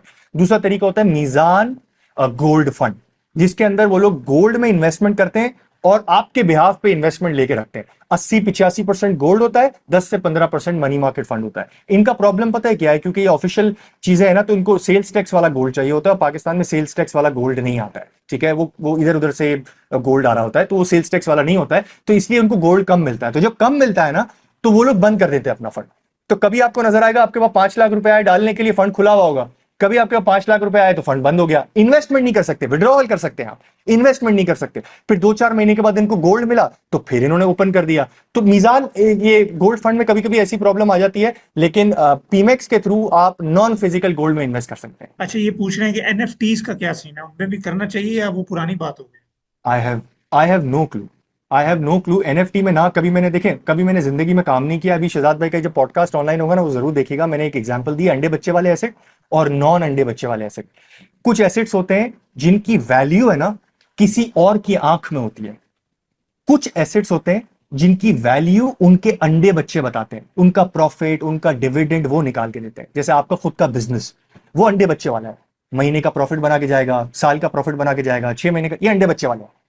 Gold, plot, NFT, crypto, ये किसी और की आंखों में रिटर्न है। यानी कि आपसे कोई मांगने आएगा ऊपर के रेट पे तो आपका रिटर्न बनेगा। मतलब आपका return is dependent upon someone else's demand and supply. So उसके ऊपर मेरा वैसे भी कोई खास ध्यान नहीं होता है। मुझे लगता है 80% of the wealth should be अंडे बच्चे वाले एसेट्स के अंदर, and 20% of the wealth should be distributed amongst that. But एक बात याद रखें, जितना ज्यादा रिस्की उतनी कम एलोकेशन। अगर क्रिप्टो के अंदर आप बिटकॉइन लेते हैं और इथीरियम लेते हैं और फिर एनएफटी के बारे में सोचते हैं, तो वहां अगर आपने 10% ऑफ योर टोटल वेल्थ लगाया है तो एनएफटी के अंदर 3-4% से ज्यादा मत लगाइएगा। This is my suggestion. बेहतरीन। अच्छा, यहाँ पे कोई सवाल है कि जी मर्केंटाइल मर्केंटाइल एक्सचेंज कैसे रहते हैं और फ्लोरेट कमोडिटीज, ये मुझे इनका आइडिया नहीं है इन टर्म्स का, ये क्या फ्लोरेट होते का हैं। मुझे भी याद है ना। मर्केंटाइल एक्सचेंज कैसे रहे हैं? मर्केंटाइल एक्सचेंज जो है ना, रेगुलेटेड एंटिटी है पाकिस्तान के अंदर, जिसको रेगुलेट करता है एसईसीपी। और यहां पे आपके पैसे ब्रोकर्स के साथ साथ पीमेक्स के पास डायरेक्ट पड़े होते हैं। हम टेक्निकल निटिग्रिटी में नहीं जाते हैं, बट जहां पे हम लोग इन्वेस्ट करते हैं ना, गोल्ड में लेने के लिए या क्रिप्टो में लेने के लिए, ये कितनी सारी एप्लीकेशंस बीच में आ गई थी, मैं तो नाम भी भूल गया हूं, ये सारी इलीगल है। पीमैक्स इज द लीगल इंस्टीट्यूट जहां पे आप पाकिस्तान में ऑफिशियली पैसे डाल सकते हैं और पाकिस्तान से ऑफिशियली पैसे निकाल सकते हैं। कहीं आपका पैसा नहीं जाता है, जबकि ये जो सारी एप्लीकेशंस हैं वो गायब भी हो गई, तो आप किसी को नहीं पूछ सकते, बिकॉज आप पैसे ट्रांसफर किसको कर रहे हैं? ए टेक्नोलॉजीज, दुबई भाई, पारा भाई टेक्नोलॉजीज। अब आपको नहीं पता है कौन है, उसने आपको ट्रांसफर कर दिया, क्या कहते हैं उसको, आपकी एप्लीकेशन के अंदर ट्रेडिंग करने के लिए gold, that is something else. We are talking about the real asset classes जिसकी वेल्थ है। मतलब आप पासपोर्ट के लिए भी अप्लाई करते हैं, वीजा के लिए अप्लाई करते हैं, तो पीमैक्स का सर्टिफिकेट दिखा के कह सकते हैं कि भाईजान ये मेरी वेल्थ है। ये पीमैक्स का, ब्रोकर का, सीडीसी का, इन सब के जो एप्लीकेशन होती है ना, वीजा एप्लीकेशन, ये सब एक्सेप्ट होती है along with the broker reports. बेहतरीन। अच्छा, आखिरी दो सवाल हैं क्योंकि अब हमने पब्लिक में भी जाना है। तो मुझे ये बताएं कि बॉन्ड्स का क्या सीन है, बॉन्ड्स में इन्वेस्ट करने का। बॉन्ड्स इज इस्लामिक और नॉन इस्लामिक शहजाद भाई। कौन सा बॉन्ड? एक मिनट, ये 500 5,000 में जिसमें इनाम लगता है वो वाला बॉन्ड, या पाकिस्तान इन्वेस्टमेंट बॉन्ड? दोनों का बताएं, इन्होंने क्लियर नहीं किया हुआ, तो हम दोनों का अच्छा, सुन लेंगे। बॉन्ड दो किस्म के होते हैं, एक जिसमें आपका इनाम लगता है और एक जिसमें आपका जिसमें पाकिस्तान इन्वेस्टमेंट बॉन्ड है। जो बिल्कुल। जिसमें आपका इनाम लगता है ना भाई, उसमें फॉरेन बॉन्ड खरीदें और जानमाज पे बैठ जाए। मतलब मैं आपको रिटर्न कमाने का सबसे अच्छा तरीका बताता हूं, क्योंकि उधर रिटर्न का ताल्लुक सिर्फ और सिर्फ इससे है कि उस इतनी बड़ी लिस्ट, लाखों लोगों की लिस्ट में से क्या आपका नाम निकल के आता है या आपका नाम निकल के नहीं आता है। ठीक है, नंबर वन। जो पाकिस्तान इन्वेस्टमेंट बॉन्ड्स है ना, उसको आप म्यूचुअल फंड्स के थ्रू इन्वेस्ट कर सकते हैं, यानी गवर्नमेंट ऑफ पाकिस्तान को पैसा देना। मैं अभी थोड़ी देर बाद आपको एक लिंक दूंगा, मैं एक पूरा आर्टिकल लिख रहा हूं, अपनी कम्युनिटी फ्री है वो पूरा आर्टिकल में लिख रहा हूं, स्टेप बाय स्टेप गाइड के किसी को कैसे करना है। तो पाकिस्तान में जो इन्वेस्टमेंट व्हीकल वहां पे अवेलेबल है, वहां पे क्या है, वहां पे मैंने रिस्क फ्री इन्वेस्टमेंट पे ना छोटी सी अनलिस्टेड वीडियो बनाई हुई है 4-6 मिनट की। वो आप देखेंगे तो आपको समझ में आ जाएगा कि यार जब हम इन्वेस्ट करते हैं ना, पाकिस्तान गवर्नमेंट को जब पैसे देते हैं, तो पाकिस्तानी गवर्नमेंट उसका क्या करती है और आपको रिटर्न कैसे वापस लाके देती है। तो Pakistan investment bonds risk free होते हैं, ये वाले बॉन्ड्स भी रिस्क फ्री होते हैं, बट इसका रिटर्न आपके हाथ में नहीं होता, वो रिटर्न जब बॉन्ड निकलता है तब आपके हाथ में होता है। बेहतरीन। अच्छा, कोई अगर पाकिस्तान से बाहर है और वो तब भी पाकिस्तान में स्टॉक्स में इन्वेस्ट करना चाहता है, तो वो भी डूएबल है ना उनके लिए। अगर आप पाकिस्तान से बाहर हैं तो फिर आप आरडीए अकाउंट खोलेंगे। आप प्लीज पाक रुपी में इन्वेस्ट मत कीजिएगा, आप आरडीए अकाउंट खोलें और उसके थ्रू इन्वेस्ट करें। आरडीए की तो बहुत सारी डिटेल्ड वीडियो यूट्यूब पे पड़ी है, पर उस पर पता है आपको फायदा क्या होता है? जब आप आरडी हाँ। अपने बैंक अकाउंट से मीजान के अकाउंट में पैसे भेजेंगे, आप मीजान से आपने आरडीए खोला, यहां से आपने, ये बाहर स्विस बैंक है कोई, यहां से बैंक से पैसे आए, मीजान के अंदर पैसे आए, मीजान वाला आपके बिहाफ पे डॉलर रखेगा और डॉलर खरीद के आपको रुपया देगा और फिर आप इन्वेस्टमेंट करेंगे। जब आपको नजर आता है कि यार रुपया डिप्रीशिएट होने वाला है, हालात खराब होने वाले हैं वगैरह वगैरह, आप फौरन मीजान से रिडीम करेंगे ये सारी इन्वेस्टमेंट्स को अपना, और मीजान से डॉलर फिर वापस बाहर लेके जा सकेंगे। सो this is how it work. So I would suggest कि आप आरडीए के थ्रू करें। बेशक। और ये आरडीए अगर किसी को नहीं पता है तो ये Roshan digital account. Can a person keep investing when he is abroad studies और परमानेंट? यस, जितना जल्दी शुरू करेंगे उतना अच्छा होगा आपके लिए। और आप, और इसमें एक अच्छी बात मैं आपको बताऊं, आपने कोई एसेट क्लास पाकिस्तान में ले लिया, लेट्स से स्टॉक मार्केट, क्योंकि stock market is the best asset class. जब इसकी वीडियो रिकॉर्डिंग लाइव होगी तो मैं आपको अपडेट करूंगा कि मैंने जो नंबर्स शहजाद को दिए हैं। बट लेट्स से आपने शुरू कर दिया 19-20 साल की उम्र में, अब आप 70-80 साल के हो जाएंगे ना, तब भी ये शेयर आपके नाम पे ही रहेंगे, किसी को कोई ट्रांसफर कराने की जरूरत नहीं पड़ेगी। और अल्लाह ना करे, खुदा ना खास्ता आपको कुछ हो जाता है, तो आपके नेक्स्ट ऑफ किन के ये शेयर्स हो जाएंगे, जिसके पास, आपके पास जो आप अगर अथॉरिटी देके उनके पास जाएंगे तो वो उनके नाम पे ट्रांसफर होंगे। सो this is less risky from that legal angle, लेकिन आप कंटिन्यूअसली इन्वेस्टमेंट करते चले जाएं और आप अपनी वैल्यू को कंपाउंड करते चले जाएं, दैट, इसके हिसाब से ये बेस्ट एसेट क्लास है। ये देखने की जरूरत नहीं है कि यार ये लीगल प्लॉट था या नहीं था, इसके आगे पीछे कुछ हो तो नहीं गया है, किसी ने कब्जा तो नहीं कर लिया है खुदा ना खास्ता। हर साल में आके अगर आप पाकिस्तान से बाहर हैं खास तौर पे, तो you will have no clue कि आपकी प्रॉपर्टी के साथ क्या हो रहा है। ये it's a better liquid asset class है, जब आप बेचना चाहें, जब निकल जाते हैं। अभी मैं शहजाद से डिस्कस कर रहा था पॉडकास्ट, वो एक रियल एस्टेट वाले आए थे, वो कह रहे थे इस वक्त ना ना बायर है ना सेलर है, तो अभी बाजार के अंदर कुछ भी नहीं हो रहा है। अबे भाई, बायर नहीं है सेलर नहीं है तो वो रियल वैल्यू नहीं है। जब सेलर निकल के आएंगे तो वो नीचे आ जाएगा, बायर निकल के आएंगे तो ऊपर आ जाएगा। बट अब ये सोचिए कि आपने करोड़ रुपए का प्लॉट इस वक्त बेचना है, तो जब बायर नहीं है, वो ब्रोकर आपको खुद ही कह रहा है, तो कितने का बिकेगा? 10-15% नीचे बिकेगा। जब वो 10-15% नीचे बिकेगा, तो यार अगर आपने कमाया है 30-35%, 40% है, और 15% आपने नीचे बेच दिया, तो क्या रिटर्न कमाया? यहां पे स्टॉक मार्केट में आपको लाइव नजर आ रहा है कि क्या वैल्यू है, और उस पर आप जब शेयर बेचना चाहें आप बेच सकते हैं, और या जब शेयर लेना चाहें आप ले सकते हैं। बेहतरीन हो गया। मेरे लिए भी बड़ा इंसाइटफुल रह रही है कि मेरे बहुत सारे कॉन्सेप्ट्स क्लियर हो रहे हैं, और स्टूडेंट्स भी माशाल्लाह they are really appreciating all the insight that you sharing. अच्छा जी, कह रहे हैं मैं 5-10 हज़ार से शुरू कर रहा हूँ, तो ये ओवर टाइम कंपाउंड होगा। तो क्या इसमें यस। कोई एक सर्टेन थ्रेशोल्ड से स्टार्ट किया जाए? फॉर एग्जांपल, अगर ये तो चले एक बिगिनर है, अगर कोई एक बंदा है नहीं जो। नहीं नहीं नहीं नहीं नहीं नहीं शहजाद भाई, नहीं, बिल्कुल नहीं। कोई थ्रेशोल्ड नहीं। अच्छी बात और बुरी बात यही है, जैसे मैं आपको कहूंगा ना शहजाद भाई, ये रियल एस्टेट है, ये 30 लाख रुपए का प्लॉट है, अब आप बोलेंगे हाँ यार थ्रेशोल्ड है। इसमें अच्छी बात ये है कि इसका कोई थ्रेशोल्ड नहीं है, और बुरी बात ये है इसका कोई थ्रेशोल्ड नहीं है। बट मैं आपको एक बात बताता हूँ, मैं 20 साल 17 साल से इस बाजार के अंदर हूँ। भाई इसका कोई थ्रेशोल्ड नहीं है, और यही सबसे अच्छी बात है। मतलब आपकी 20 करोड़ रुपए की भी वेल्थ होगी ना, चुपचाप, किसी को नहीं पता है आपकी कितनी वेल्थ है, चुपचाप आपको डिविडेंड आ रहा है, आपका रिटर्न बन रहा है, और आपके पैसे बनते जा रहे हैं। इसका कोई थ्रेशोल्ड नहीं है। Start of with 500 rupees, go till 50 crore रुपए। अब 50 करोड़ रुपए, 100 करोड़ रुपए दिखेंगे भी नहीं है, इतनी बड़ी मार्केट है। ये पूछ रहे हैं कि जी कोई ब्रोकर कंपनीज जो होती हैं स्टॉक्स की, तो उनमें से कोई अच्छी बुरी भी होती हैं, तो किस बेस पे फैसला किया जाए कि किस कंपनी के साथ जाना मैं आपको एक ट्रिक भी दे देता हूं कि आप ब्रोकर इरेस्पेक्टिव हो जाएंगे, और फिर मैं आपको बता देता हूं ब्रोकर ढूंढने भी कैसे हैं। सिंपल सिंपल गूगल पे आए, लिखें टॉप 5 ब्रोकर्स ऑफ पाकिस्तान। यहाँ पे आपको आरिफ हबीब का नाम मिलेगा, यहाँ पे आपको बीएमए का नाम मिलेगा, यहाँ पे आपको एकेडी का नाम मिलेगा, आपको जेएस का नाम मिलेगा, ऐसे बहुत सारे ब्रोकर्स के आपको नाम मिलेंगे। बट टॉप ब्रोकर्स यही 5-7-10 ब्रोकर्स होंगे, ठीक है? उसके अंदर जब आपने इन्वेस्ट, ये इनके पास आप अकाउंट खोलेंगे ना, आपके पैसे इंशाल्लाह कहीं नहीं जा रहे। बट मैं आपको एक आसानी कर देता हूं। आपने ब्रोकर अकाउंट खोल लिया, अब आप सीडीसी का इन्वेस्टर अकाउंट भी खोल।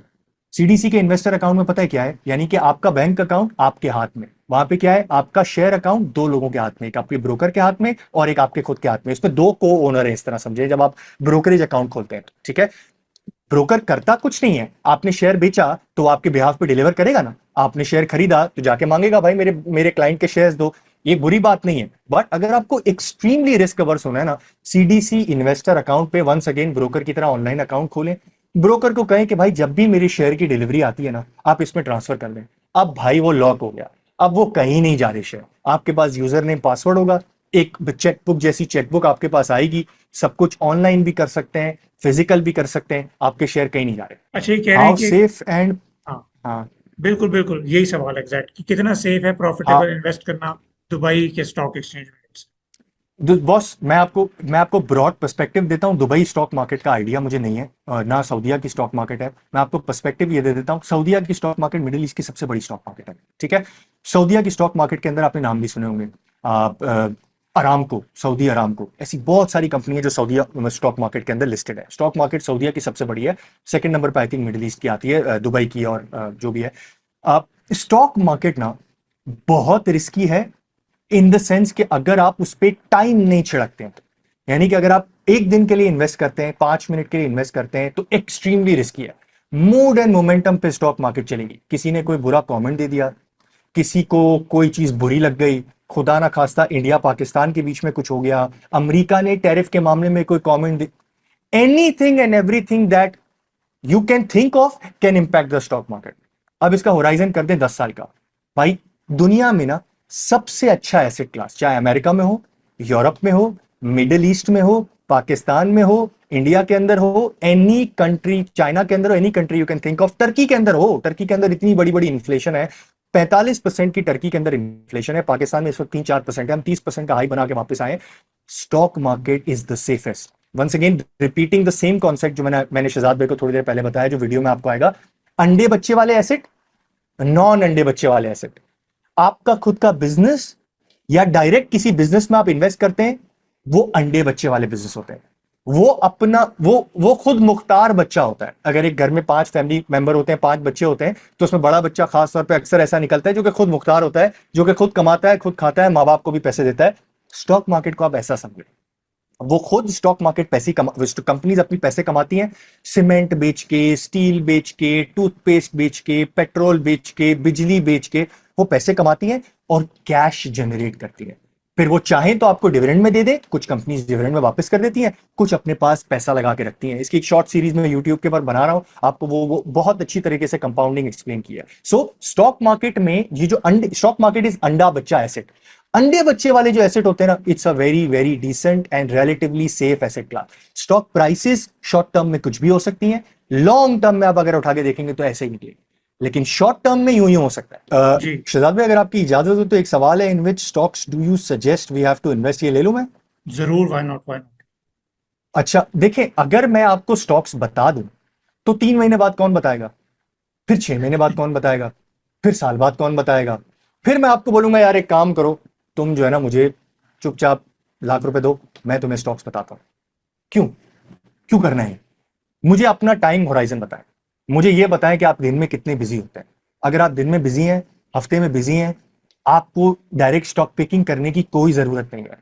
चुपचाप म्यूचुअल फंड्स को पैसे दें, ईटीएफ्स में पैसे डालें और बैठ जाए। इस तरह से मैं एक एनालॉजी में अक्सर देता हूं कि स्टॉक मार्केट में ना, या तो आप स्विमिंग गुप्ता लगा के सीख सकते हैं, मतलब एक 10 फीट का वो है, मैं 6 फीट का हूं, 10 फुट के अंदर आप चले गए और अब यूं यूं यूं करके आपने स्विमिंग सीख ली।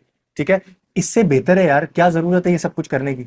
जिनको ऑलरेडी स्विमिंग आती है वो आपको एक कश्ती दे रहे हैं, वो कहते हैं सिर्फ फर्क ये है कि आपका पानी इंजॉय करना है ना, पाँव पे पानी चाहिए ना, कश्ती के बाद टांग लगा के बैठ जाओ और पानी इंजॉय करते रहो। ये है स्टॉक मार्केट म्यूचुअल फंड्स के थ्रू या ईटीएफ्स के through. Best possible asset class या बेस्ट पॉसिबल स्टॉक्स आपके लिए चूज करेंगे और इन्वेस्ट करते रहें।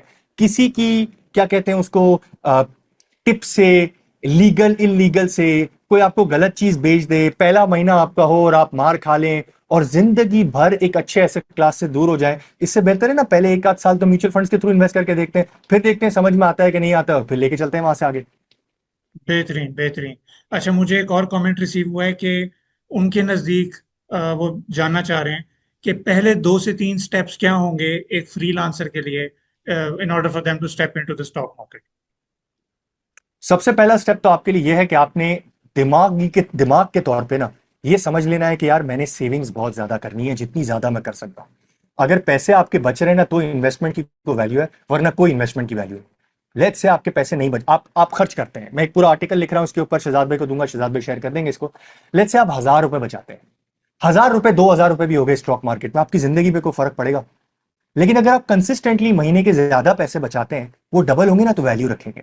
तो याद रखिएगा कि पहले सेविंग इंपॉर्टेंट है, बट हमने अपनी जिंदगी को फ्यूचर के लिए मार नहीं देना है कि सारे पैसे इन्वेस्टमेंट करने, और इन्वेस्टमेंट करने के बाद 10 साल बाद देखेंगे वो एक वो ना, वो मेरे पास एक वो तस्वीर आती है ना कि बुढ़ा बुढ़ी गए थे इटली के अंदर, वो जो लेक है और वो सो रहे हैं। तो ऐसा भी नहीं करना है। तो हमें बैलेंस लेके चलना है। कुछ चीजें जो आज हम खरीद सकते हैं, जो चीजें आज जिसकी जो जो हमारे को बहुत एक्सपेंसिव नहीं पड़ती हैं, हमारा फ्यूचर खराब नहीं करती हैं, हम अपना लाइफ स्टैंडर्ड उसके हिसाब से इंप्रूव करेंगे। At the same time we will keep on saving. जब आपकी सेविंग हो गई, आपको समझ में आ गया कि अब मैं इन्वेस्टमेंट कर सकता हूं, पहले आप ये मुझे बताएं कि आपका महीने का खर्चा कितना है। लेट्स से आपका महीने का खर्चा है 2 लाख रुपए महीना। पहली इन्वेस्टमेंट, पहली सेविंग्स आपकी जाएंगी इमरजेंसी फंड के अंदर, बिकॉज आप फ्रीलांसर्स हैं, आपके लिए खास तौर पे ये बहुत इंपॉर्टेंट है। आपके और मुझ में फर्क पता है क्या है? 2 फर्क है। पहले, आप टैक्स कुछ नहीं देते, तो मतलब मुझसे बहुत बेहतर तौर पे आप कंपाउंड कर सकते हैं, बहुत बेहतर तौर पे। नंबर 2, लेकिन मेरा फायदा क्या है, महीने के एंड पे मैंने प्रोजेक्ट पूरा किया हो या नहीं किया हो, मुझे पैसे मिल जाएंगे। ठीक है, मैं चाहे डिले करूं काम या जल्दी कर दूं, मुझे पैसे मिल जाएंगे, आपको नहीं मिलेंगे। तो आपके लिए इंपॉर्टेंट क्या है? सबसे पहले एक इमरजेंसी फंड आपके पास होना चाहिए, जो कम से कम 6 महीने की मंथली एक्सपेंसेस को कवर कर ले, जिसको आप money market risk free mutual funds या बैंक के सेविंग अकाउंट के अंदर रखेंगे, जो आपको मोटा मोटा इन्फ्लेशन जितना है ना, मतलब वो रुपए की वैल्यू नहीं टूटने देगा, आपको छोटा छोटा रिटर्न आपको लाके देता रहेगा, साल का 8% 10%। अब कर लिया, अब आप यंग हैं, अब आप आ सकते हैं स्टॉक मार्केट की तरफ, क्योंकि पीछे की सारी चीजें आपकी पूरी हैं। स्टॉक मार्केट में इन्वेस्ट करने के लिए आपको चूज करने पड़ेंगे व्हीकल्स, यानी कि मोटरसाइकिल में जाना है या गाड़ी में जाना है। अगर गाड़ी में जाना है तो उसकी कोई भी एनालॉजी हो सकती है, बट पैसिव इन्वेस्टमेंट करनी है या एक्टिव इन्वेस्टमेंट करनी है। एक्टिव इन्वेस्टमेंट क्या होती है? आप अपने तौर पर खुद स्टॉक्स निकालेंगे, ये रिस्की एसेट क्लास के अंदर सबसे रिस्की अप्रोच। आपके पास पैसे हैं, आप किसी और को पैसे देंगे, लीगल एंटिटी को, विच इज म्यूचुअल फंड। ये आपके लिए इन्वेस्ट करेंगे, आप चुपचाप रिटर्न एंजॉय करेंगे। वो 3-4% साल की फीस लेंगे, 1,000 रुपए पे 4,000 रुपए की फीस लेंगे। और वो आपको ये पूरी एक्सरसाइज कि कौन सा स्टॉक लेना है, कब बेचना है, न्यूज को फॉलो करना है, पॉलिटिक्स को फॉलो करना है, ट्रंप को फॉलो करना है, चाइना को फॉलो करना है, टर्की, सब खुद करेंगे और अपने हिसाब से बेस्ट पॉसिबल स्टॉक्स निकाल के देंगे। अब आखिरी बात, अगर आपका पैसा 10 लाख रुपए तक अगर आप इन्वेस्टमेंट करते हैं सिर्फ एनआईसी के ऊपर, और एनआईसी के बाद आपका आपके बैंक अकाउंट के आईबैन नंबर पे आपका अकाउंट खुल जाएगा।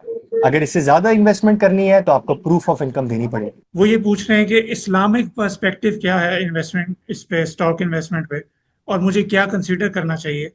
और most public sector organization run their operations on interest-based loans, where we invest in their stocks. We become part of the entire जो भी वो करें, क्योंकि हम उनसे डिविडेंड लेंगे, कल को प्रॉफिट लेंगे। तो ये ट्रिकी कहते हैं सिचुएशन है मेरी नजर में, वो उनकी नजर में। तो इसके ऊपर आपकी क्या इंसाइट है? हाउ डू वी सरकम ओके, वेंट अराउंड दिस? ठीक है, मैं इसको समझाता हूं। सबसे पहले तो स्टॉक्स इस्लामिक है कि नहीं है उस पर बात कर लेते हैं। मुझे एक बात बताएं, आपका बिजनेस इस्लामिक है कि नहीं है? अगर आप अपनी तरह से। इस्लामिक एक्टिविटी हाँ, कर रहे हैं, मतलब बिल्कुल। मतलब आप कोई शराब जुआ नहीं कर रहे, तो आपकी इस्लामिक एक्टिविटी है, राइट? फिर आप बिल्कुल। उसको एथिकली करते हैं, अनएथिकली करते हैं, completely up to you, right? बेशक। इसी तरह स्टॉक मार्केट के अंदर स्टॉक्स हैं जो कि बिजनेस कर रहे हैं। अभी इंटरेस्ट विंटरेस्ट को मैं 1 मिनट के लिए पीछे लेके जाता हूं और इंटरेस्ट और प्रॉफिट के बीच में डिफरेंस करके मैं अलग से एक्सप्लेन करता हूं। बट वो बिजनेस कर रहे हैं, ठीक है? तो आप जैसे अपने बिजनेस के अंदर इन्वेस्टमेंट कर रहे हैं ना, वैसे आप स्टॉक मार्केट के अंदर इन्वेस्टमेंट कर रहे हैं। फर्क क्या है? आपके बिजनेस का कंट्रोल आपके पास है, but at the end of the day वो छोटा ही रहेगा। स्टॉक मार्केट छोटा रहेगा मतलब आप बहुत बड़ा भी हो जाएगा तो वो उतना बड़ा नहीं हो सकता जितना लकी सीमेंट, एग्रो वगैरह की कंपनीज हो गई। ये जो स्टॉक मार्केट में हम लोग इन्वेस्टमेंट करते हैं, उसमें हम इन कंपनीज के साथ पैसे लगाते हैं, इनके ओनर्स के साथ पैसे लगाते हैं, इनके ओनर्स के ऊपर, उनके बिजनेस के ऊपर पैसे लगाते हैं, और फिर उस बिजनेस को वो लोग जब ग्रो करते हैं तो हमारा पैसा बनता है, ठीक है? ये इस्लामिक, जहां तक मैं डेफिनेशन दे सकता था वह मैंने आपको दे दी कि जब तक ऑपरेशन इस्लामिक है तब तक we can consider it Islamic. But अगर उन्होंने एक कन्वेंशनल बैंक से उधार लिया हुआ है तो क्या होगा? अगर उन्होंने इस्लामिक बैंक से उधार लिया हुआ है तो क्या होगा? और अगर उन्होंने उधार नहीं लिया हुआ है तो क्या होगा? ये तीनों की चीजों में आपको समझाता हूं। सबसे पहले, अगर उन्होंने कोई उधार, सबसे पहले तो ये समझे 600 स्टॉक्स हैं, ठीक है? लेकिन उसमें से 250 या 250 स्टॉक्स हैं जो कि इस्लामिक हैं। अब भाई इस्लामिक कैसे होते हैं, नॉन इस्लामिक कैसे होते हैं? इस्लामिक की कुछ रेगुलेशंस है। आप अपने कितना उधार ले सकते हैं, आप कितना इस्लामिक बैंक या नॉन इस्लामिक बैंक को कितना आप इंटरेस्ट दे सकते हैं या प्रॉफिट दे सकते हैं। इसी तरह आपकी एक्टिविटी हलाल है कि नहीं है। तो मुफ्तियों ने एक इंडेक्स बनाया है जिसको कराची मीजान इंडेक्स कहते हैं, ठीक है? केएमआई ऑल के अंदर 250 स्टॉक्स हैं। इसका मतलब क्या? 600 में से वो 250 स्टॉक्स हैं जो इस्लाम की जो कैटेगरीज हैं according to these highly educated Islamic scholars, उन्होंने बताया कि भाई ये क्वालिफाई करते हैं, आप इसमें इन्वेस्टमेंट कर सकते हैं, ठीक है? अब पॉइंट नंबर 2, लेकिन इसके अंदर भी जब आपको डिविडेंड आता है ना, हो सकता है कि इसके अंदर एक कंपनी है जिसने 100 रुपए की एसेट लगाए, उसके लिए उसने 30 रुपए की डेट ले लिया, उसमें से उसने 20 रुपए का डेट इस्लामिक बैंक से लिया जो कि हलाल है, 10 रुपए का डेट उसने कन्वेंशनल बैंक से लिया। तो होता यह है कि इसको हम प्यूरिफिकेशन कहते हैं। तो जब कोई ऐसा कन्वेंशनल का रूल होता है ना, तो वो साल की एक लिस्ट निकलती है कि अगर इस कंपनी से आपको इतना डिविडेंड बनता है तो आप इसको इतना परसेंट प्योरीफाई कर लें। कभी 5% होता है, कभी 10 होता है, कभी 3 होता है, कभी 2 होता है। मतलब 100 रुपए का डिविडेंड आपको आया तो उसमें से 2 रुपए आपने चैरिटी डोनेट कर दिया उस लिस्ट के हिसाब से, फिर 5 रुपए चैरिटी डोनेट कर दिया। अब ये वो तरीका है जब आप डायरेक्ट इन्वेस्टमेंट कर रहे हैं। लेकिन अगर आप म्यूचुअल फंड्स के थ्रू कर रहे हैं और इस्लामिक के थ्रू कर रहे हैं तो दे do it on your behalf. तो आपको वहां पे कोई ये सारे जो स्टेप्स हैं which is following to many things, कभी एक स्टॉक इस्लामिक रहता है 6 महीने फिर बाहर निकल जाता है, तो ये सब आपको फॉलो करना पड़ेगा। लेकिन अगर आप किसी इस्लामिक म्यूचुअल फंड में इन्वेस्ट करते हैं तो आपको ये सब करने की जरूरत नहीं है, they do it on your behalf. How to differentiate between halal and non halal mutual fund? सबसे पहले तो we will believe what the mufti, highly educated मुफ्ती साहिबान of Pakistan are saying, because ये रिस्क उनके ऊपर उन्होंने लिया हुआ है कि हम बताएंगे आपको क्या हलाल है क्या हराम है, और उसकी एक पूरी कैलकुलेशन निकालते हैं जो कि इस्लामिक कैलकुलेशन है, उसके हिसाब से निकलता है, और फिर वो उसको बताते हैं शरिया कंप्लायंट या कन्वेंशनल। तो आप किसी भी म्यूचुअल फंड की वेबसाइट पे आएंगे ना, वहां पे आपको मिलेगा शरिया कंप्लायंट म्यूचुअल फंड्स या कन्वेंशनल म्यूचुअल फंड्स।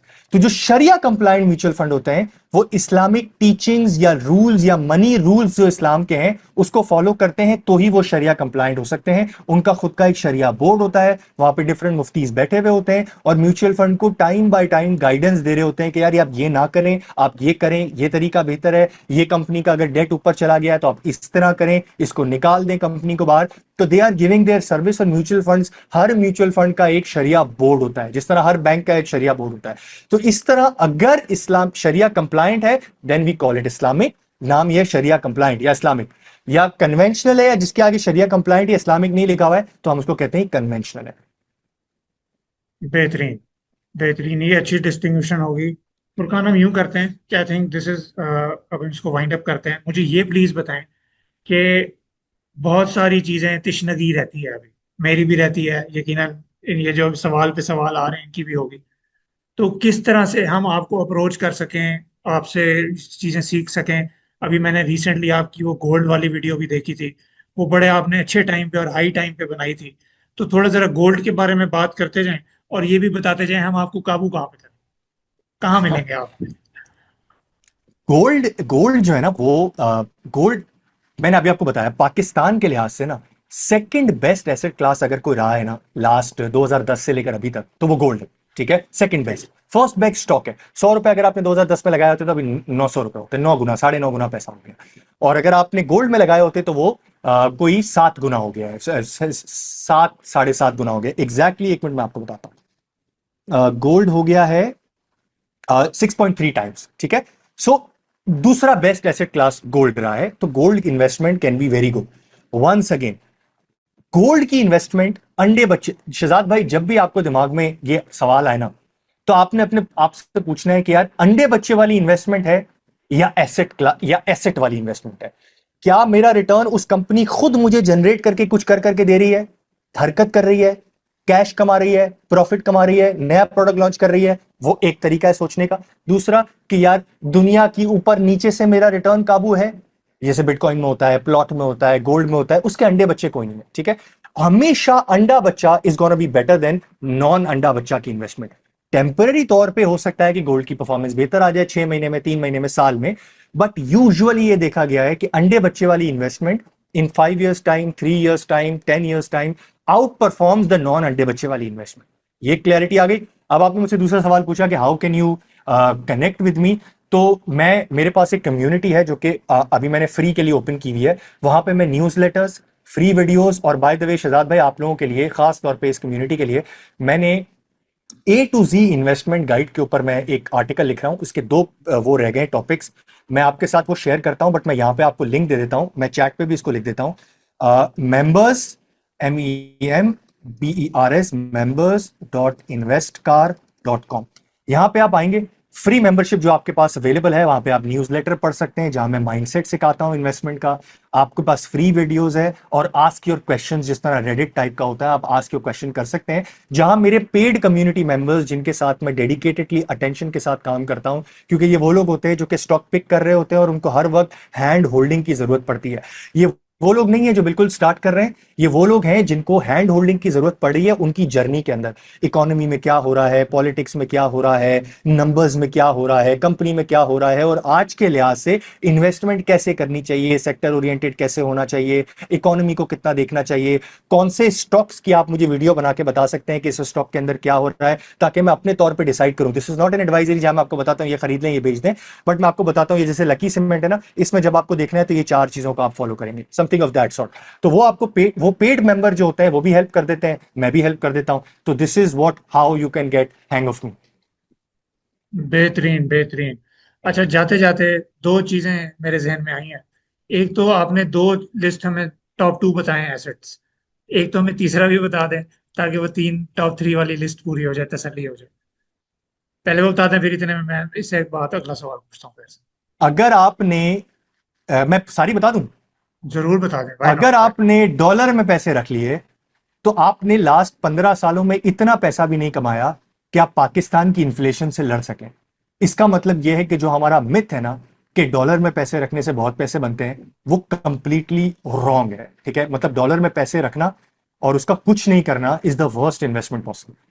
उसके बाद बेहतर रिटर्न जो दिया है वो इन्फ्लेशन जितना रिटर्न, मतलब आज जितने पैसे हैं, लाख रुपए की अगर आप तीन चीजें खरीद सकते हैं, आज कोई भी चीजें हो सकती हैं, तीन चीजें खरीद सकते हैं, और इस लाख रुपए को आप ये मनी मार्केट फंड्स के अंदर, रिस्क फ्री फंड्स के अंदर, सेविंग अकाउंट्स के अंदर रख देते हैं, तो 10 साल बाद भी वही तीन चीजें खरीद पाएंगे। 3.5 नहीं होंगी, 3.25 नहीं होंगी, वो तीन ही रहेंगी। ठीक है, तो मतलब आपने रियल वेल्थ कोई जनरेट नहीं की, आपने सिर्फ अपने आप को इन्फ्लेशन से प्रोटेक्ट किया। तो यहां मेरी सजेशन क्या होती है कि जो आप इमरजेंसी फंड में काम कर रहे हैं ना, वहां रिस्क फ्री में रख लें, ताकि आपकी सिर्फ वेल्थ प्रोटेक्ट हो जाए, और which will be very small component of it when you look at it from the 10 year horizon. उसके बाद निकल के आता है आपका अ, उसके बाद निकल के आता है आपका प्लॉट। प्लॉट के अंदर मैंने लाहौर और कराची को कंपेयर किया। लाहौर के अंदर जो 10,000 रुपए थे वो 51,000 रुपए हो जाते हैं, मतलब 5.1 टाइम्स का रिटर्न है।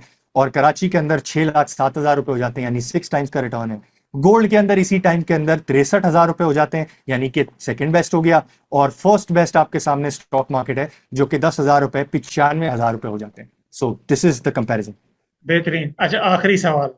अगर मैंने 3 साल पहले, हमारी मुलाकात लास्ट से 2 साल हो गए, अगर मैंने 2 साल पहले 10 लाख डाला होता स्टॉक में, तो आज मेरे पास कितने होते? अभी बता देते हैं सर, आपको एग्जैक्ट निकाल के बताते हैं आपको।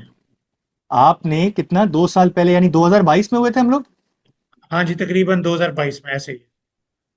तो 2 लाख डिवाइडेड बाय ये इंडेक्स था 40,000 का, और अब आपके पैसे होते इस 4,000 पॉइंट मैंने वैसे ही माइनस कर दिए हैं सर, आपके होते 6 लाख रुपए, 6.25 लाख रुपए, 2 लाख पे 6 लाख आप कह रहे हैं? 6.25 लाख रुपए, ठीक है। तीन और साल में 10? दो अच्छा, साल में ठीक है।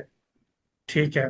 तो अगर मैंने आप सपोज लाख पे करें, निकाल लेना, मुझे आप पचास लाख लाख पे का निकाल बताएं, लेना। इवन मुझे 50 लाख का, क्योंकि हमने इसको रियल एस्टेट से मैंने कंपेयर करना। अगर क्या अच्छा मैंने अच्छा, मैं पचास आपको लाख का बताता कोई प्लाट न लिया होता और मैंने यहाँ रख दिए होते, तो आप बताएं।